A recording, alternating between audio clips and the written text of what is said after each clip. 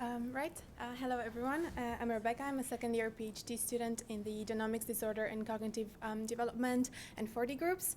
And today I'll talk about my last year's project on how we can use neural networks to model electrophysiological responses in the context of monogenic disorders. As with any neuroscientific study, it's important to start with a biological question that we want to address. For example, we can focus on a gene involved in cognitive dysfunction.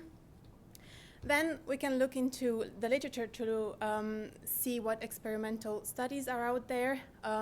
For example, studies that knocked out this gene and then subsequent functional disruptions, for example, at the level of interneuron communications, can be used to infer the functional role of that gene. And then we can think about a question that aims to fill the gap in the literature. For example, my question was, how do these local synaptic effects translate into altered sensory processing? So an example of such a gene is ZDHHC9, which encodes for a palmitoylation enzyme, which you can see in the figure in orange. This process is basically about adding a group of fatty acids to proteins, so it's important for the post-translational modification of proteins, and it's critical for the normal function of synapses. A number of experimental studies have knocked out this gene, and loss of ZDHHC9 function effects have resulted in shorter dendritic arbors and fewer inhibitory synapses in primary neuronal cultures. In mice with this gene knockout, seizure-like activity has been observed, and humans with these impairments have been found to have intellectual disability, seizures, language problems, and a whole range of other symptoms. So from these studies, we can infer that ZDHHC9 is important for the regulation of inhibitory synapses and for the maintenance of the excitation-inhibition balance. So given these functional roles of this gene, for example, the impact on synaptic function, we can take a bottom-up approach to try to understand how do these synaptic differences, alterations that this gene seems to cause, how do they translate into electrophysiological responses during sensory processing? And for this, we can use computational models in which we can link the synaptic level with the systems level, and we can include perturbations in a model at the synaptic level and see how the model predictions are impacted by these perturbations. So such a model is a recurrent neural network, which is useful for processing sequential inputs. And this is due to the recurrent connections. You can see that in the curved arrow there, which enable these networks to have a form of a memory so that previous inputs affect the output at the current time point. And you can see that in that equation showing the update of hidden states. So you can see that the hidden state at time t depends on the hidden state at t-1 and the input vector at time t, where the hidden state could be seen as the activation of that green cell, given that the x is the input and y is the prediction. Here I'm showing a schematic diagram of a recurrent neural network where you see an input layer through which we can feed the information, a bunch of hidden layers with recurrent connections. So the curved arrows are the recurrent connections, and they're analogous to feedback connections in biological neural networks. And we also have an output layer from which we can read out the predictions in this network. And these RNNs can be very easily implemented in these two machine learning libraries, TensorFlow and PyTorch. There's a lot of documentation online, and it's quite easy to implement in a few lines of code. So, yeah. The RNNs are useful for building predictions, right? But ideally, we need some experimental data to validate our predictions.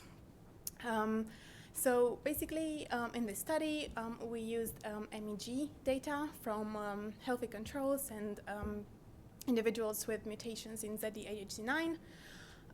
They did the roving oddball task during the MEG scan, which implies the repeated presentation of standard stimuli of a particular frequency, followed by stimuli of a different frequency, which are the deviants, which are then repeated and in turn become the new standards, and so on. And the key idea behind this experiment is that a series of standard stimuli followed by a deviant result in what is known as the auditory evoked mismatch negativity response, which measures auditory change detection without directed attention. So it's a useful measure of auditory novel stimulus processing. And then I took the EuroMEG data and I preprocessed it according to the standard pipeline, which involved removing external noise, removing blink and cardiac artifacts, epoching, low-pass filtering, and so on. So once I obtained the clean data, I use it to look at differential processing of standard versus deviants and how our two groups differed. So I took all the trials from the controls and the ZD889 group, and I calculated group level responses by averaging across the subjects. And then I fed these arrays into cluster-based permutation testing, which is basically a method of looking at clusters or groups of sensors where statistically significant differences between standards and deviants, standard evoked responses and deviant evoked responses occur, as well as between the two groups. And then we can average these responses across the clusters to get an average measure. So here on the right, I'm showing some of my results. So we can see that in each group, there was a significant cluster where differences between the standard evoked response and the deviant evoked response were significant. We can see that in both groups, the deviant evoked response, shown in red, has a higher amplitude than the standard response. And in the ZD889 group, the amplitude of both of the standard and deviant evoked responses is larger than in the control group, and the peak latency, which in the control group is around 150 milliseconds, which is in line with what we'd expect, is a bit, in the ZD889 group is a bit pushed further. And then we can compute the mismatch negativity waveform, so we can subtract the standard evoked response from the deviant evoked response and perform cluster-based permutation testing to identify clusters where significant differences between the groups arise. And in the last plot, we can see that the mutation group had a higher amplitude and later peak latency compared to the control group shown in pink. So from these results, we can infer that the ZD889 group has increased excitability, later slower responses shown by the increased peak latency, and also differences in terms of auditory novel stimulus processing reflected in the differences in the mismatch negativity waveform. So then we have our experimental data, and then we can integrate it with our RNN model to test our hypothesis about how do synaptic alterations linked to this gene actually impact sensory processing.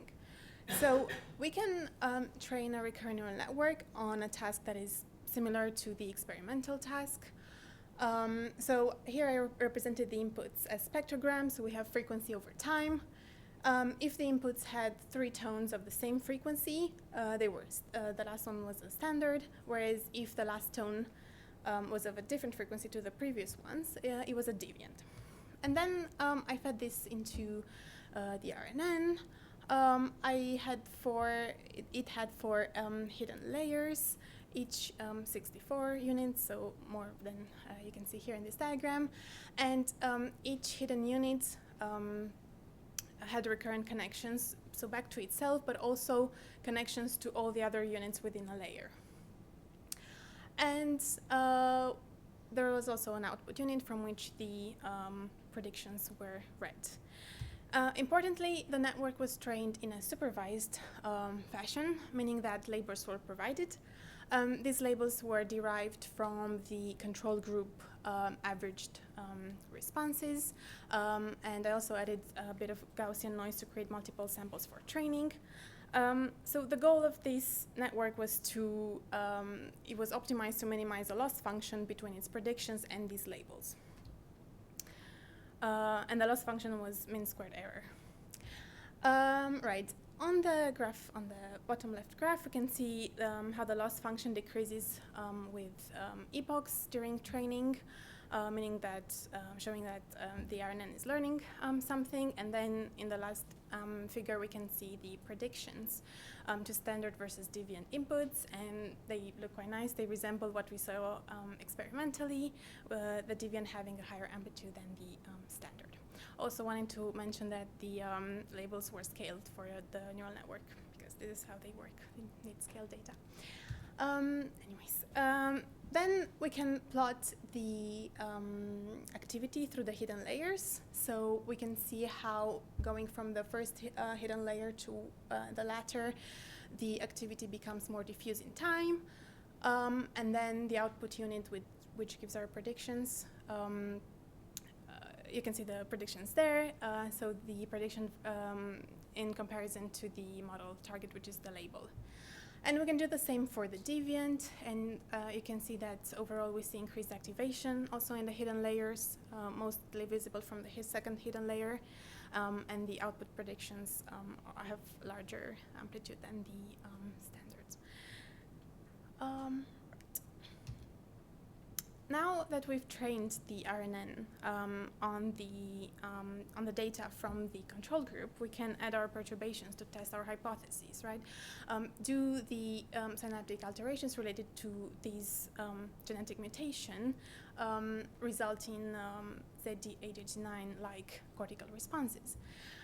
So to do this, we can take some parameters from the network and perturb them. In this case, the negative weights, so the inhibitory connections in the network, were relevant given what we know about this gene. So these negative weights can be increased relative to their post-training value for a range of values, and we can basically mimic reduced inhibition in the network by doing this. And as with any experimental work, it's important to have control experiments. So we can increase the excitability in the network by increasing the strength of excitatory weights and see what happens. And also increase the excitability in the network by perturbing both excitatory and inhibitory weights, so increasing both of them. And in terms of the results, we can see in experiment 1 that with increasing perturbation levels, the predictions increase their amplitude. Also, the peak latency is a bit shifted further back. And you can see in the bottom graph that the mismatch negativity increases more or less linearly for the most part with the perturbation levels. So this is quite nice and replicates many of the mutation group effects. In the second experiment, where the excitatory weights were increased, the network underwent runaway activity. You can see that from about 2.5%, the prediction has very high values, and actually the predictions go beyond that plot. So yeah, this indicates instability in the network. And in the third experiment, where both excitatory and inhibitory connections were perturbed, I obtained predictions that didn't really match what we wanted to show. So there's a negative peak around 300 milliseconds, and yeah, it doesn't really match up with what we wanted. The test set loss function, so the mean squared error values indicate basically what the graphs above show you. So for the first experiment, we can see small increases in the loss function with the perturbation levels, whereas in the second experiment, from around 2.5%, the loss function becomes huge. And in the third experiment, the loss function values are larger than most of the values in the first experiment, but the predictions don't really match up with our predictions. I also wanted to talk a bit about dimensionality reduction in the context of RNNs. So this is really important for looking at internal representations in a neural network while reducing noise. And yeah, it helps with interpretability. So basically, we can apply something like principal component analysis on the unit activation. So we can take the unit activations from one hidden layer, which had 64 units, and on the x-axis, we have the time points, which in my case were 138. And the PCA basically gives a latent trajectory, which represents the dynamical evolution of the internal representation over time.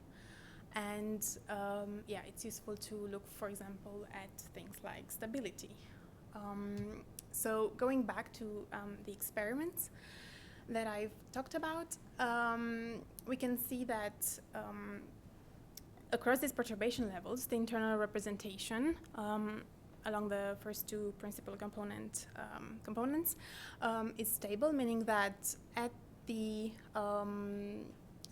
location, the position latent space of the first time point, so dark blue, is more or less in the neighborhood of the location of the time point at the last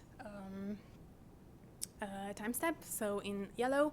And you can see that across these perturbation levels, this internal representation changes its area, reflecting increased activation in the network, which makes sense because with higher perturbations, we basically increase activation. But overall, the internal representation stays stable across these levels.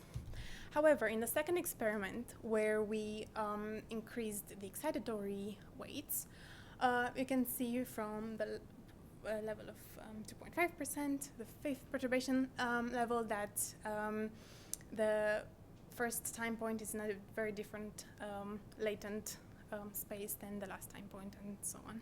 So this shows basically network instability. And then in the third experiment, where excitatory and inhibitory weights were altered, we can see that the internal representation of the network changes quite significantly from the beginning. It stays regular, but it's quite different from what we observed, and that's also reflected in the predictions. So some key takeaways. We can use RNNs to model electrophysiological responses by supervised training on tasks that resemble the tasks that we used in the MEG or BEG or any other way of looking at brain activity. We can use labels which can be derived from human cortical evoked responses. RNNs can basically reproduce these labels by minimizing a loss function between their predictions and the label. When we think about conditions, cognitive conditions, perturbations are really important because they can unveil the effects of specific alterations, for example, at the level of synapses, which in our model would be the connectivity between RNN units on network predictions. And in general, neural network modeling can be a useful tool for testing various hypotheses about cortical processing and conditions. And yes, perturbations are a way to look at disorder effects. And in general, it will be important to increase the biological complexity of neural networks. For example, we can use different excitatory and inhibitory units. So in my model, those units were actually representing populations of neurons that can emit both excitatory and inhibitory connections, but we can have only excitatory or inhibitory units. We can include connectivity patterns that are inspired from the connectome.